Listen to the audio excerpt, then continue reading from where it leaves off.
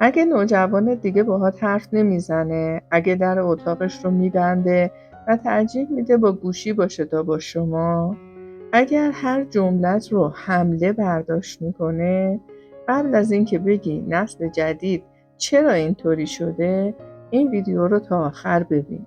شاید مشکل لجبازی اون نباشه. شاید یه جایی از رابطتون نیاز به ترمیم داشته باشه. سلام به شما عزیزان. امیدوارم که حال دلتون عالی باشه.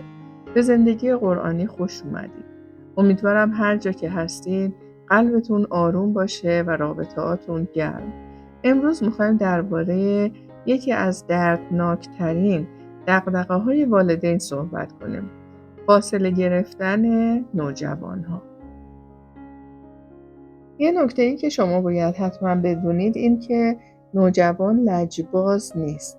در حال ساختن هویتشه. اگر که بدونید این رفتارها طبیعی ترین مرحله رشد مغز اونهاست، شاید نگاهتون تغییر کنه. نوجوانی یعنی استقلال. یعنی من کی هستم؟ اگه این نیاز دیده نشه، نوجوان برای دفاع فاصله میگیره. در قرآن کریم وقتی که حضرت لقمان با پسرش صحبت میکنه، دستور نمیده، تحقیر نمیکنه، بلکه میگه یا بنیه، با محبت شروع میکنه. نوجوان قبل از هدایت به احترام نیاز داره. میدونید کنترل زیاد باعث فاصله بیشتر میشه؟ هرچی بیشتر به نوجوانت بگی باید، بیشتر میشنوی نمیخوام. کنترل شدید ذهن نوجوانت رو وارد حالت جنگ میکنه. اما قرآن روش گفتگو رو نشون میده، نه اجبار رو.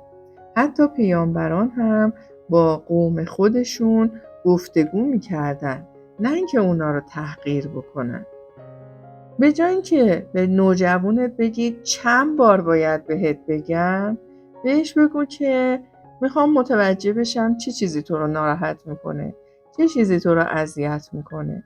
این یه تمرین عملی بود که براتون گفتم. و یه نکته خیلی مهم در خصوص نوجوانا بحث مقایسه است. مقایسه سم رابطه است. یه جمله مقایسه‌ای میتونه سالها فاصله بسازه. داستان حضرت یوسف علیه السلام نشون میده که مقایسه و حسادت چه فاجعه‌ای در خانواده درست میکنه. وقتی میگیم ببین بچه فلانی چقدر مؤدبه، ناخودآگاه به بچه‌مون، به نوجوانمون پیام میدیم تو کافی نیستی. نوجوانی که حس کافی نبودن رو داشته باشه یا میجنگه یا عقب نشینی میکنه. پس اگه نوجوان شنیده نشه، خاموش میشه. شاید فرزندت قهر نکرده، ولی از شما ناامید شده. گاهی والدین فقط نصیحت میکنن، اما نوجوان نیاز به شنیده شدن بدون قضاوت داره.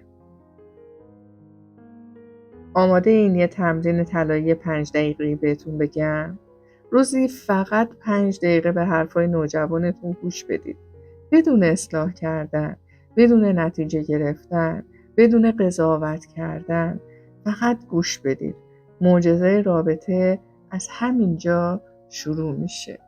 اگه بخوام بحثمو جمع‌بندی کنم، بدونید که نوجوان لجباز نیست. زخمی دیده نشدن هست. نوجوان بی‌ادب نیست. در حال پیدا کردن صدای خودشه. اما اگر ما روش گفتگو رو یاد بگیریم، اون هم دوباره به ما نزدیک میشه. خب اگه این ویدیو به شما کمک کرد نگاهتون تغییر کنه، الان وقتشه که این خانواده قرآنی رو بزرگتر کنین. کانال ما رو سابسکرایب کنین، زنگوله رو بزنین و این ویدیو رو برای پدر مادری بفرستین که فکر میکنن نوجوانشون دیگه دوستشون نداره. ایمان داشته باشین رابطه ها قابل ترمیم هستن. ممنونم که تا پایان ویدیو همراه من بودین. براتون آرزو میکنم خونه‌ای پر از گفتگو و پر از آرامش. دلتون پر از آرامش باشه و رابطه هاتون سرشار از عشق و مودت باشه. تا ویدیوی بعدی به خدا میسپرمتون.